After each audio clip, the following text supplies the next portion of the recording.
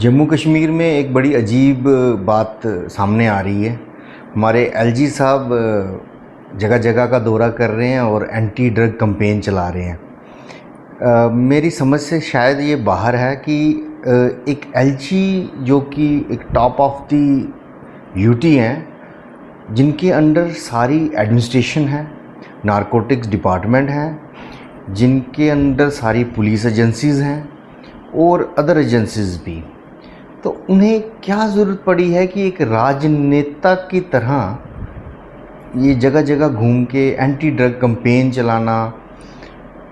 As per my point of view, it's completely a wanton wastage of time and money of the government.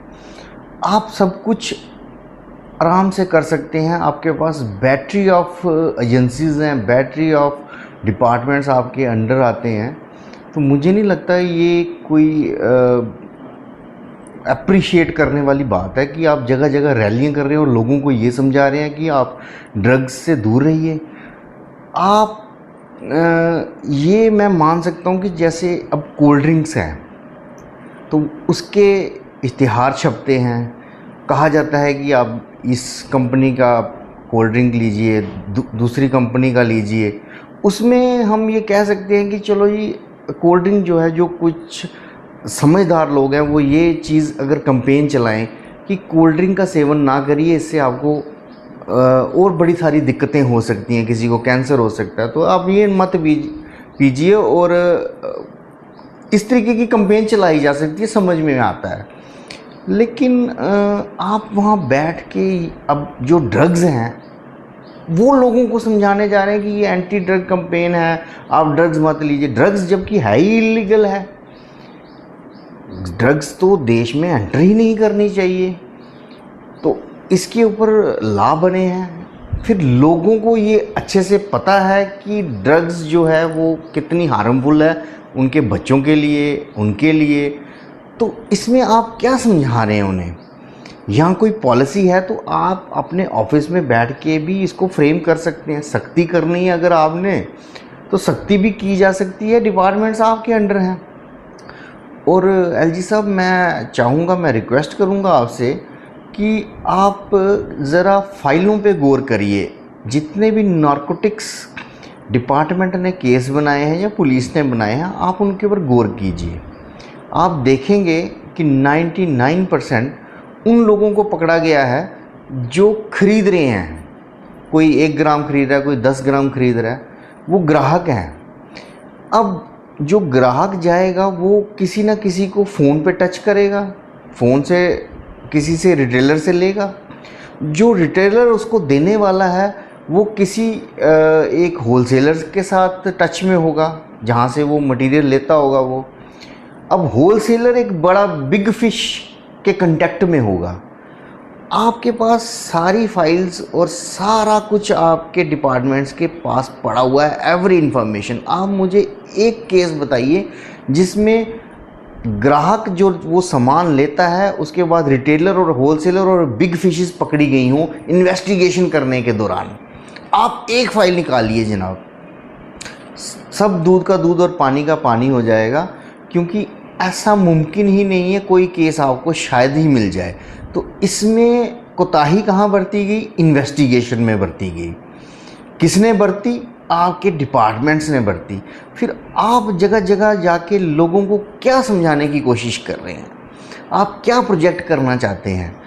हाँ, अगर आप कोई राजनीतिक figure होते, कोई पॉलिटिकल फिगर होते तो मैं समझ भी आता कि हाँ जी ठीक है, आप एक ड्रामा खेल रहे हैं जो आम तौर पे खेला भी जाता है। हमारे जम्मू वेस्ट में भी किसी ने एंटी ड्रग कैंपेन चलाई थी, तो वो एक पॉलिटिकल आदमी था, वो समझ में आता है। लेकिन आप इंस्टीट्यूशन के हेड हैं, JKUT के हेड हैं, और आप रैलीज़ कर रहे हैं जबकि आपने कोई इलेक्शन नहीं लड़नी है।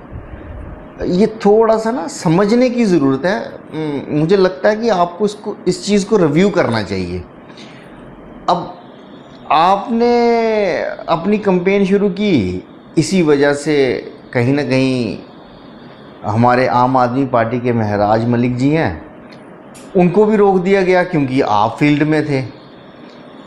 उन्होंने कुछ डेट्स निकाली हुई थी, उन्होंने पूरा दौरा करना था J&K स्टेट का, क्योंकि वो प्रेसिडेंट भी हैं हमारे आम आदमी पार्टी के, तो उन्हें भी रोक लिया गया।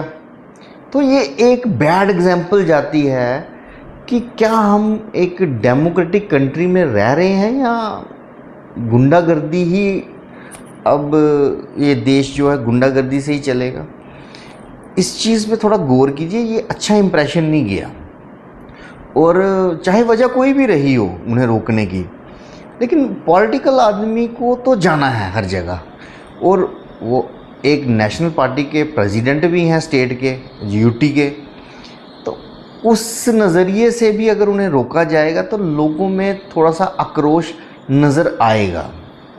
तो मुझे लगता है कि आपको थोड़ा सा इस चीज़ को रिव्यू करना चाहिए कि आफ्टर ऑल जो भी एक्सपेंडिचर आप कर रहे हैं रैलीज़ में, कंपेन में, एंटी ड्रग कंपेन में, उसका फ़न क्या है, उसका मकसद क्या है, उससे फ़ायदा क्या होने वाला है। क्या आप पब्लिक को कोई बड़ी चीज़ दे रहे हैं? क्या पब्लिक के इख्तियार में ये चीज़ें दे रहे हैं कि अगर आप उन मुलजिमों को पकड़ाएंगे तो आपको कोई नौकरी दी जाएगी, या आपको इनाम दिया जाएगा, या आप कोई ऐसी उनको प्रोडक्ट्स दे रहे हैं जैसे वो रिकॉर्डिंग कर सकें, कोई ऐसे खुफिया तंत्र उनको दे रहे हैं?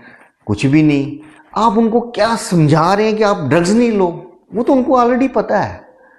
आप क्या मेजरमेंट लेते हैं वो ज़रूरी है, आप क्या भाषण देते हैं वो ज़रूरी नहीं है। लोग समझदार हैं, वो समझे हैं, उनको पता है कि ड्रग्स जो है देश के लिए, हम लोगों के लिए हानिकारक है। आप एंटी ड्रग कैंपेन में क्या साबित करना चाहते हैं? थोड़ा सा गौर फरमाइए।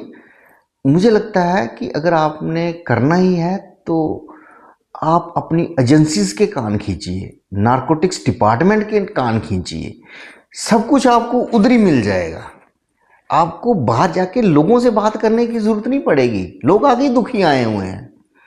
बड़े बड़े पोर्ट्स में लाखों करोड़ों की ड्रग्स पकड़ी जाती है, मामला दब जाता है। आप उन मामलों को उठाइए, आप देखिए कि ये कहाँ से ये सारा सिस्टम जनरेट हो रहा है और हमारे देश के अंदर किस तरीके से ये सब आ रहा है।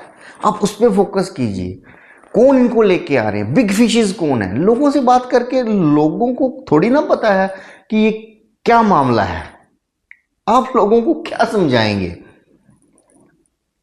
तो मेरी कृपया आपसे दरखास्त है कि आप थोड़ा सा रिव्यू करिए कि आप क्या कर रहे हैं।